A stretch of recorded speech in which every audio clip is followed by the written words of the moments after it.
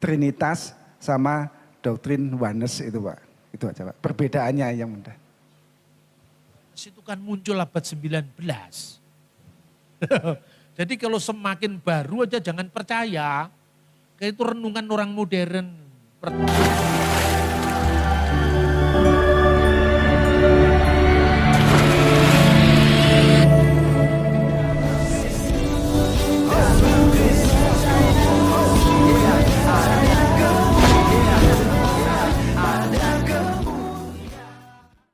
Salam alaikum bisem Yeshua HaMashiach. Salam sejahtera di dalam nama Tuhan Yesus Kristus untuk kita semua. Teman-teman sekalian, pada video kali ini kita akan mendengarkan satu penjelasan dari Dr. Bambang Nursena mengenai teman-teman sekalian pendapatnya soal oneness atau oneness teman-teman sekalian. Karena ini menjadi keributan juga ya di media sosial, khususnya saat ini di TikTok ya. Di mana oneness suka menyerang Tritunggal, bahkan memaki-maki bapak-bapak gereja, menghina-hina dogma dan doktrin ya daripada para rasul dan juga bapak-bapak gereja yang kita imani dan yang kita pelihara. Ya, sampai pada saat ini. Nah, ternyata teman sekalian, Pak Bambang Nursena tidak segan-segan menyampaikan bahwa mereka itu baru muncul abad ke-19. Ya, ngapain harus didengarkan gitu ya. Itu kan bahan renungan orang modern gitu ya. Ya, jadi nggak usah dihiraukan begitu orang-orang seperti itu ya. Jadi teman sekalian, ini sangat menarik bahwa dalam pelajaran kali ini dari Bambang Nursena, dia memberikan tentang penjelasan Tritunggal itu seperti apa. Oleh karenanya jangan dilewatkan, silakan simak sampai selesai. Dan kita langsung saja untuk menyimak videonya berikut ini. Trinitas sama doktrin oneness itu Pak. Itu aja Pak, perbedaannya yang mudah. Itu kan muncul abad 19. Jadi kalau semakin baru aja jangan percaya. Kayak itu renungan orang modern pertama. Kedua, Tritunggal itu sejak zaman bapak-bapak gereja paling awal. Saya berikan contoh. Ini sama-sama dari Alkitab, lalu nafsirnya kan. Waktu Tuhan Yesus memberikan perintah baptis, apa yang dikatakan? Baptiskanlah mereka dalam nama Bapa dan Putra dan Roh Kudus. Perhatikan sekarang, kata nama di situ bentuknya tunggal. Tapi dalam satu nama itu ada Bapa, Putra dan Roh Kudus. Makanya kalau di gereja timur, kalau di gereja Katolik kan cuma disebutkan demi nama Bapa dan Putra dan Roh Kudus. Kalau di gereja timur dipertegas Esteos, Allah yang esa. Jadi demi nama Bapa esto onomato patros keto iu keto agiu pneumatos isteos. Amin. Kalau dalam terjemahan bahasa Arab, Bismil ab walibni warahil kudus al ilahu wakid amin. Demi nama Bapa dan Putra dan Roh Kudus, yaitu Allah yang esa. Kenapa Allah yang esa? Karena nama itu tunggal. Bukan demi nama-nama, tapi demi satu nama. Bapa, Putra, dan Roh Kudus. Clear. Muridnya Yohanes, namanya Polikarpus, Alkides Polikarpus. Polikarpus itu disuruh menyangkal Yesus. Kamu tahu kaisar itu bisa memberi hidup dan menentukan kematianmu. Bekerja samalah dengan saya Bapa. Kamu jangan menyusahkan saya. Apa sulitnya kamu sangkal Yesus? Kamu akan diberi hidup. Dia jawab apa? Ini sudah tua, umur 86 tahun. 86 tahun saya mengikuti dia. Dan tak sekalipun dia pernah mengecewakan saya. Dia pilih mati ketimbang dia menyangkal Yesus. Pada waktu dia dibakar di perapian itu. Dia mengucapkan pujian kepada Allah Tritunggal. Untuk inilah dia Bapa surgawi. Hormat kemuliaan kebesaran bagimu bersama anakmu yang tunggal imam besar surgawi, Yesus Kristus dan Roh Kudus. Amin. Jadi orang berani mati karena Bapa, Putra dan Roh Kudus. Muncul lagi di abad 19 teori yang namanya Yesus Kristus itu ya Bapa itu. Itulah ajaran oneness. Oneness ini dibangun karena tidak clear memahami Alkitab. Karena apa? Dua rumusan dijadikan satu. Kan rumusan satunya kan demi nama Bapa dan Putra dan Roh Kudus. Satunya dalam nama Yesus Kristus. Keduanya ini konteksnya beda. Ketika dia makan esto onoma tu Yesus Kristus. Dalam nama Yesus Kristus. Dalam. Kenapa dalam? Karena dibaptis dalam nama. Ketika orang dimasukkan dalam air, itu artinya ke dalam nama Yesus. Sedangkan dalam nama Bapa dan Tuhan Roh Kudus itu iman yang dipahami. Bapa, Putra, dan Roh Kudus. Tapi berkat salibnya Yesus gitu loh. Ketika itu dikaitkan dengan baptisan esto onoma tu Yesus Kristus. Tapi ketika berkaitan dengan pengorbanan Yesus, kata yang dipakai bukan esto onoma, tapi epi tu onoma, di atas nama Yesus Kristus. Kenapa di atas nama? Semua ada dalam Alkitab, dalam Kisah Para Rasul. Kenapa di atas nama? Di atas nama, di atas kuasa, di atas pengorbanan Yesus Kristus, kamu menjadi percaya. Di dalam Yesus itu, di dalam baptisan, orang diselamatkan karena apa? Karena Yesus Kristus. Dalam nama Bapa dan Putra dan Roh Kudus menjadi umat yang satu dari Allah yang kita sembah, yang adalah Bapa wujud Allah, Putra firman Allah, Roh Kudus rohnya Allah. Tidak perlu dipertentangkan. Tapi kemudian orang mengatakan Bapa, Putra, Roh Kudus itu ya Yesus itu ya salah. Yesus itu bukan Bapa. Yesus itu firmannya Bapa yang menjadi manusia.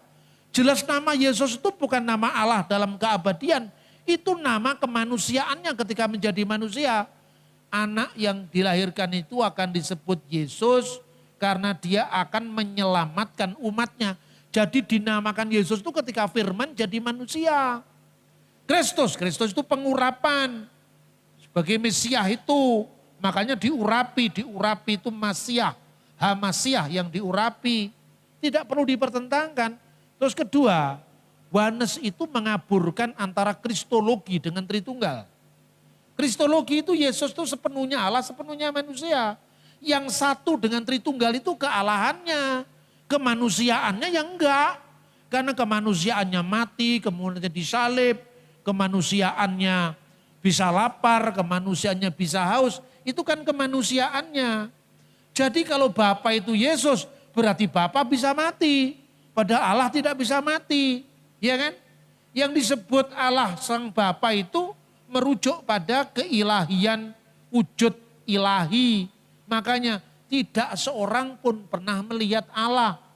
Jadi Allah Bapa tidak bisa digambar. Yang gambar Allah Bapa itu ajaran Mormon. Mana Allah Bapa bisa digambar? Alkitab mengatakan Allah itu tidak ada seorang pun yang melihat.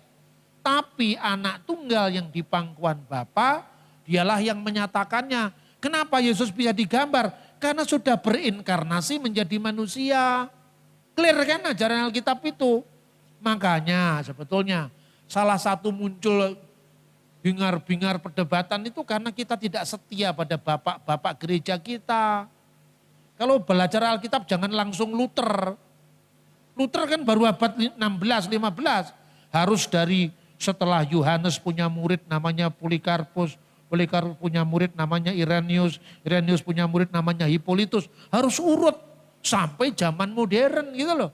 Kalau gitu, ya bapak gereja kan bisa beda pendapat. Beda pendapat kan masih dekat dengan peristiwa. Daripada kamu percaya dengan teolog Jerman yang hidup 2000 tahun setelah peristiwa. Sulit pak, paham gini, kalau paham sulit. Ya gini saya kasih contoh. Anda boleh memilih. Pilih saya atau pilih Sentot Prawirodirjo tentang Diponegoro. Pilih mana? Sentot Prawirodirjo bukan dokter loh, saya dokter loh. Ayo sekarang. Sentot Prawirodirjo kalau memberi informasi tentang Diponegoro, kesalahannya sedikit. Ya dia bisa salah karena dia bukan Diponegoro kan. Kira-kira Bapak gereja bisa berbeda pendapat misalnya tadi tentang Julius Africanus dengan Agustinus bisa beda pendapat. Tapi perbedaan pendapat itu bukan pada masalah doktrin utama. Doktrin utamanya sama. Itu masalah sejarah, masalah yang lain-lain itu lebih bisa beda kan. Terus Anda ditanya, Diponegoro lebih suka rawon atau lebih suka gudeg atau lebih suka bakso ulek? Karena tadi baru makan bakso ulek saya sama Pak Yohanes. Enak ternyata bakso ulek itu. Karena lomboknya segar. Anda tanya itu kira-kira, tanya ke saya. Atau tanya ke Peter Carey, nggak tanggung-tanggung. Itu ahli Pangeran Diponegoro. Tapi dia orang Inggris. Bahasa Jawa aja dia hebat Diponegoro. Tapi kalau nembangan kalah dengan saya. Ayo sekarang. Jarak budaya kan, jarak masa. Jadi percayalah sama Sentot Prawirodirjo ketimbang percaya kepada saya. Karena dia hidup sehari-hari mengalami bersama Diponegoro. Oh katakanlah Sentot nggak tahu, nggak pernah ada catatannya, anaknya Sentot. Berarti generasi kedua jauh lebih bisa dipercaya ketimbang saya juga. Karena saya jaraknya 200 tahun. Dia tidak berjarak karena dia muridnya. Kira-kira seperti itu yang saya maksudkan dengan bapak-bapak gereja. Ya, semoga ini bisa membantu bagaimana menjelaskan Alkitab dalam konteks sejarah. Oke, teman-teman sekalian, itulah penjelasan daripada Dr. Bambang Nursena yang kita sudah saksikan bersama. Dan teman-teman, kalian bisa menyimpulkan sendiri dan kalian bisa juga menjelaskan kembali tentang Tritunggal Maha Kudus ini. Jadi teman-teman sekalian, ini bukan karangan-karangan manusia, tetapi substansi daripada Tritunggal itu jelas ada di dalam Alkitab.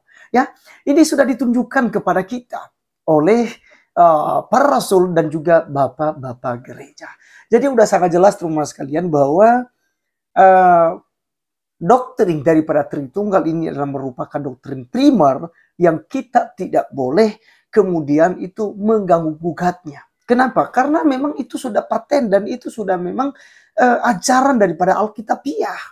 Nah kalau kemudian ada Jesus only, ada oneness gitu ya. Ini adalah serangan-serangan kok ya. Bahkan dianggap sebagai bidat, sebagai aliran sesat di dalam kekristenan. Ya jadi biarkan mereka yang mengatakan bahwa Allah itu pernah menjadi manusia begitu ya. Tapi bagi kita, Allah tidak pernah menjadi manusia. Tapi yang menjadi manusia adalah firman-Nya. Yang berteofani adalah firman-Nya. Ya, yang kita kenal di perjanjian baru yaitu Yesus Kristus. Jadi udah sangat jelas bagi kita, maka jangan mudah untuk diombang-ambingkan, apalagi ya diseret kepada pemahaman-pemahaman yang tidak Alkitabiah. Baik teman-teman sekalian, sekian video kali ini. Saya percaya kalian diberkati melalui pemaparan dari Bambang Nursena. Dan juga saya secara pribadi diberkati karena saya belajar banyak hal. Sekalipun saya juga terus belajar dan mengajar ya gitu ya. Orang-orang muslim yang mau bertanya tentang iman Kristen soal iman kita. Apalagi tentang doktrin primer ini yaitu Allah yang Esa itu bagaimana? Bapa, Putra, dan Roh Kudus. Baik teman-teman sekalian, sekian video kali ini. Sampai ketemu di video berikutnya. Tuhan Yesus memberkati kita. Salam.